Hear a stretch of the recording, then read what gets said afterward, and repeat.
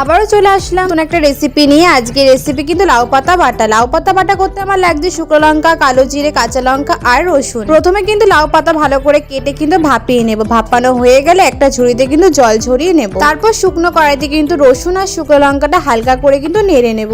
রসুনটা একটু লাল হয়ে আসলে অ্যাড করে দেবো কালো জিরে আর কাঁচা লঙ্কা দিয়েও কিন্তু ভালো করে কিছুক্ষণ নাড়িয়ে নেব। তাহলে একটা প্লেটে কিন্তু নামিয়ে নেব। তারপর মিক্সিং জারে কিন্তু সবকিছু একসাথে ঢেলে নেব। তার সাথে কিন্তু লাউ পাতাগুলোও দিয়ে দেবো। তারপর পরিমাণ মতো নুন আর পরিমাণ মতো জল দিয়ে দেবো। এবার সবকিছু ভালো করে পেস্ট করে নেব। জলটা কিন্তু এই জন্যই দেওয়া যাতে পেস্ট করার সময় কোনো প্রবলেম না হয়। পেস্ট রেডি হয়ে গেছে। এবার কিন্তু কড়াইতে সর্ষের তেল দিয়ে কিন্তু ভালো করে নাড়াচাড়া করে নেব। বেশ ভালো করে কিন্তু কিছুক্ষণ নাড়িয়ে নিলে রেডি আমাদের লাউ পাতা বাটার রেসিপি। তোমরা কিন্তু এই রেসিপি অবশ্যই বাড়িতে একদিন ট্রাই করো, সবার অনেক অনেক ভালো লাগবে। সত্যি বলছি দারুণ টেস্টি হয়েছিল খেতে। তোমরাও ট্রাই করো। দেখা হবে খুব শিগগিরই নতুন একটা রেসিপি নিয়ে। Thank you for watching. Bye by.